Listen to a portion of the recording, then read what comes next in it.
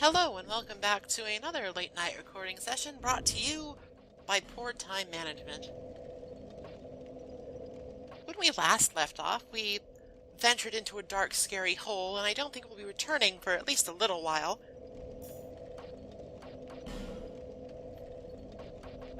Before we continue on in the castle, I'm going to rearrange some equipment, maybe try some new stuff, continue to show off our new Faram set, which I really like.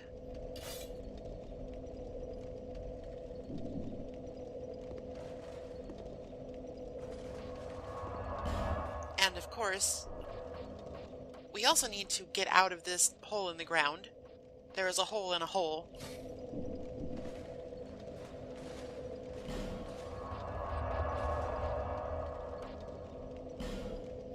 Fortunately, we can just warp right back to the King's Gate and we'll be more or less right where we started.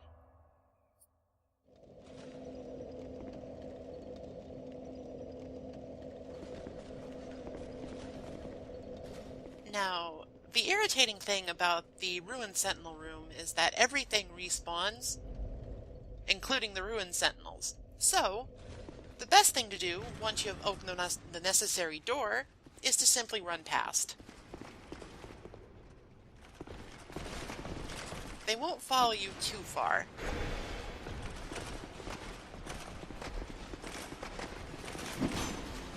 The partisan is kind of a rotten weapon against the stone soldiers.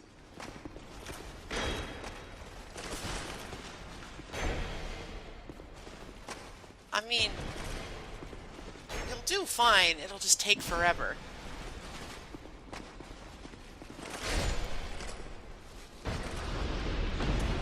You're much better off using the strike secondary strong attack, which I think I forgot to do in that particular instance. Remembering what your weapons do is hard, okay? Stone Soldier Spear is pretty unremarkable. It's all about the stab, so it doesn't have the versatility of the partisan or the spear. It has good dexterity scaling, and it's pretty long. Not that much longer, but it's noticeable.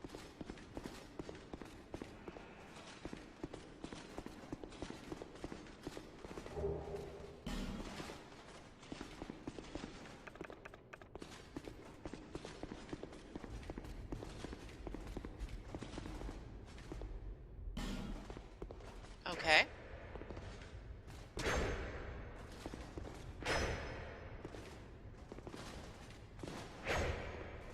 Well, if this holds a secret, the statue is not impressed by the partisan. Maybe if we try something heavier? Don't get much heavier than this.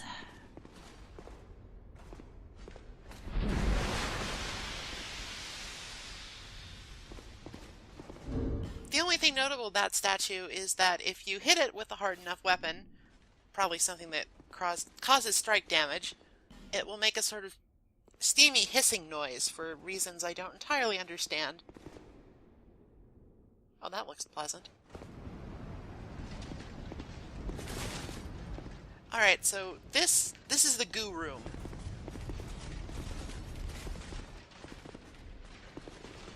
It is entirely possible to simply skip the goo room. However, there are a couple of treasures in said goo.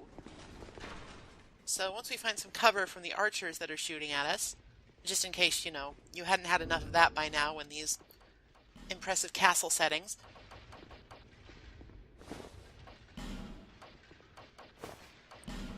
Now, most people will probably just strip down to nothing and wade through the goo that way, but that is gross and barbaric, and we're not going to do that. The reason why they do this is because the goo is corrosive, and it will break your equipment extremely quickly. So instead of stripping down naked, I just decide to do the next best thing and put on gear I don't really care about. As you can see, we've been in here for less than half a minute and we're already all broken. Be sure to take off your rings, by the way, they will be affected. Your weapons, however, will not be, despite the fact that they are fairly squarely submerged in the muck.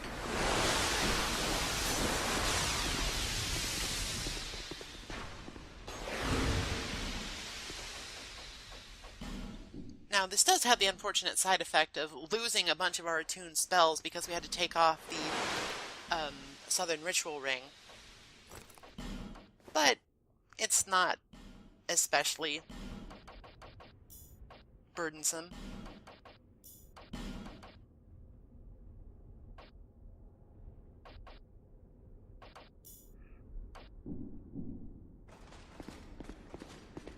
Alright, with things more or less back to normal, we can continue on away from the dreaded goo. If one was crazy, they could probably use that as a shortcut back to the start of the castle. However, I doubt that they would survive.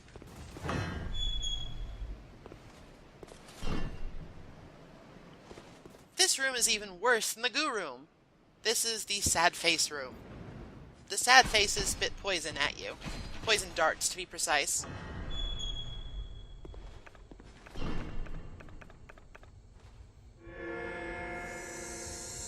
It's sort of a one-off thing that doesn't really pose much of a threat, to be honest. I mean, it's like, if you had to fight enemies in there or it was longer, then sure, but for the most part you can either just sort of face tank it, or just roll continuously and hope you get lucky with invincibility frames.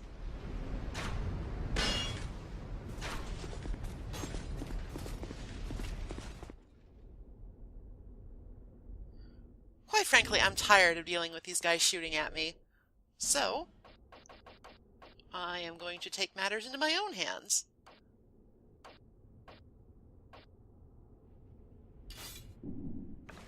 And give those guys a taste of their own medicine.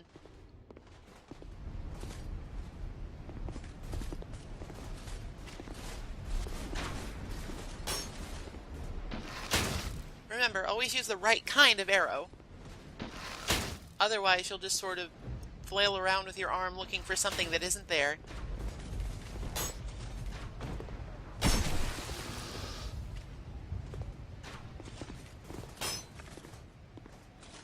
We can probably just ignore that guy all the way up there. This room can be challenging. 3 Cyan Knights is nothing to laugh at. However, there's a secret to it. Much like way back in the beginning of the game at Hade's Tower of Flame, in that room with the 3 old soldiers, or old knights, I think, sorry. The one guarding the door will not actually approach you if you're far away. So you only really have to deal with... That's stupid. This game is stupid. You really only have to deal with 1. 2 if you're ambitious, but you can sort of cordon them off in that choke point.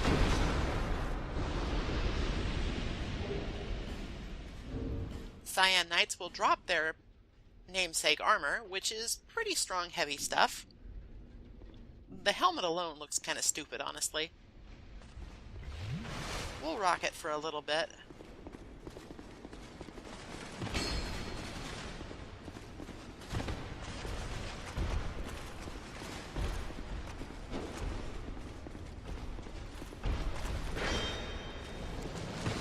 Cyan Knights, if left alone for too long, can start using that lightning attack. It's hardly worth noting because it's so slow, but I suppose that if you're fighting multiple knights at once, then it can be troublesome if you're not paying attention. I also belatedly realize that puts me over encumbrance, so back off it goes. Presumably, the only woman who has enough clout in this place to have a painting of this size would be the Queen, who Welliger discussed last time. His opinion of her seemed to be mostly positive, but he said some things that were a little disconcerting. Let's get a closer look.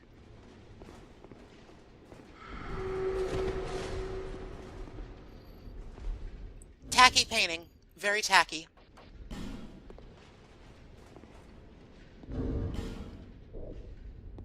If you move too close, the portrait of the Queen, presumably, will curse you.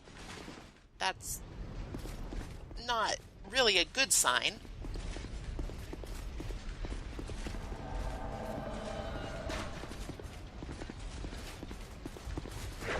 The nameless usurper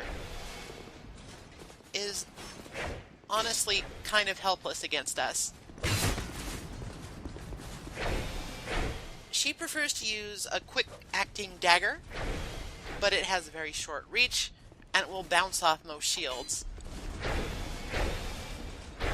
The spear and shield setup that we've been using for so long is, quite frankly, a perfect counter to this style of attack. Unless you start rolling into walls.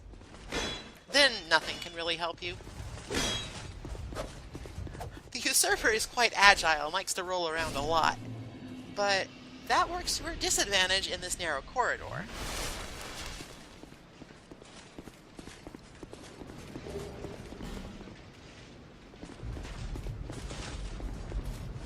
Presumably, she's here for the same reason we are, except her intent is more malefic. It's sort of our intention at this point to take the place of the monarch. I think that she just wants to kill him and take the throne. Our approach was maybe a little bit more diplomatic. Maybe have a nice chat first and see what's up.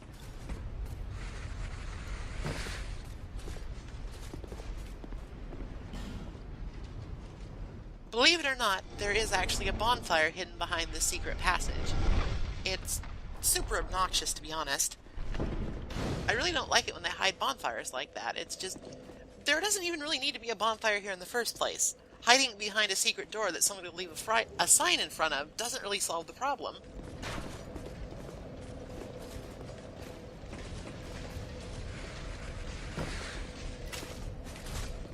Still, I suppose in a game like Dark Souls, you can't really look anything... You can't look a freebie bonfire in the mouth. For a lot of reasons, but mostly because it's good and you should just accept it.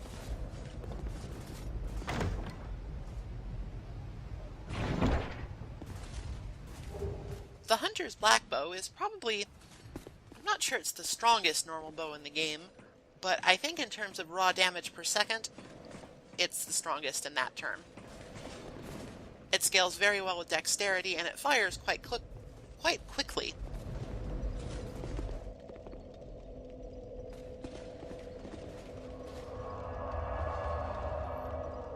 Definitely the ranged weapon of choice if you're investing heavily into dexterity. It also doesn't take a whole lot of strength or weight to wield, so that's an advantage over a great bow.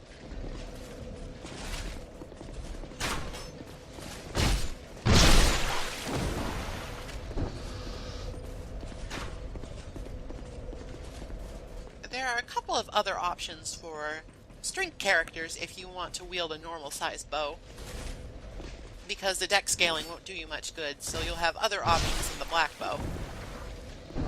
Still, like I said before, in terms of raw DPS, that thing is hard to beat, especially if you've got some good arrows.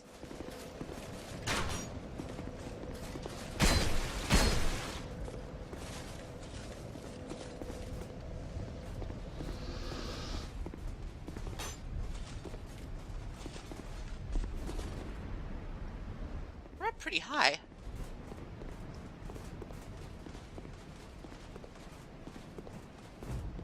Oh, hey there.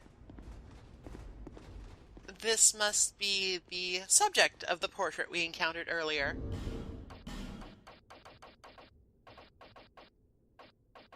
I hope this isn't terribly impolite, but she's sort of far away, and...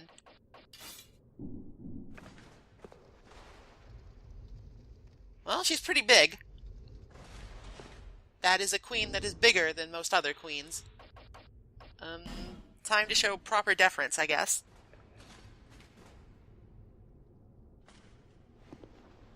Please don't curse us. You have fought admirably on your journey, cursed undead. I am Nashandra, Queen of Drangleic. A true monarch carries the weight of their souls. The last king of this land, King Vendrick, as he was called. He found the strength to rule his people, and when the undead were born, cursed, he found more strength to face them. But in the end, he never took the true throne. Visit Vendrick. We have no need for two rulers.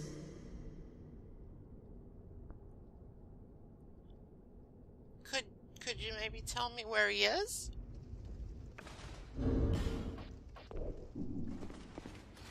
Nothing is ever easy. Our task remains the same. I suppose that all we have left to us is to simply continue however we can. Vendrick's got to be somewhere around here. It's his castle. Still, that was an ominous way to phrase things.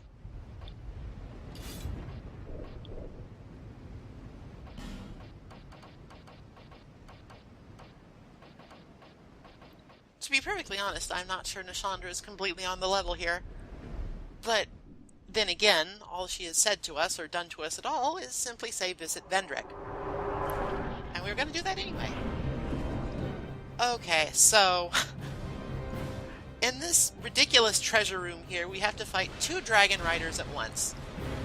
This is not an especially difficult fight if you go about it the right way. Complicating matters is that, to start out with, the 2 dragon riders are not both fighting you on foot. The second one starts the battle out up on a pillar in the corner shooting arrows at you.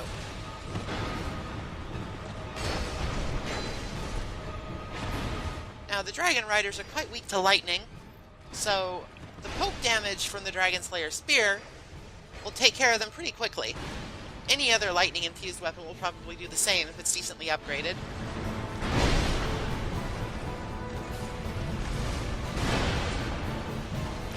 Once you do enough damage to either him or his buddy, the dragon rider with the bow will come down. This is actually a really bad idea on his part because he's super weak. I mean, he still hits like a Mack truck like his friend, but he just has no endurance to speak of. If you're smart, unlike me, you will simply focus him down before you deal with his red guy brother. I'm not sure if they're related, or they're brothers or sisters or whatever, but I don't know. They're red and blue. That seems sort of brosy. A good shield will make this fight a lot easier. It's not difficult to dodge all of their swings, but if they attack in tandem, then sort of being able to get knocked back and staggered instead of comboed on is not a bad option. This is especially true when one of them is still firing arrows at you, because that will basically block their attacks entirely.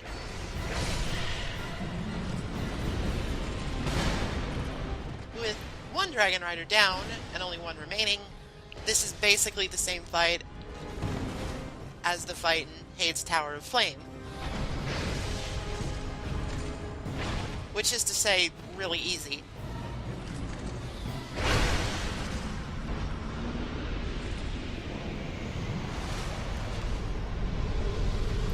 Honestly, a kind of unnecessary fight, but I have to admit this treasure room is really silly and I like fighting in it.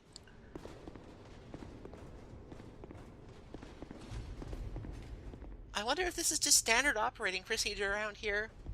Spread all of your gold and jewels all over the floor.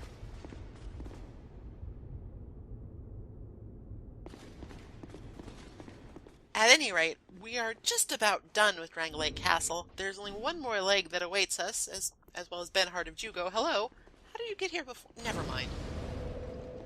We can ponder the upcoming challenges and Benhart's teleportation while we take a break.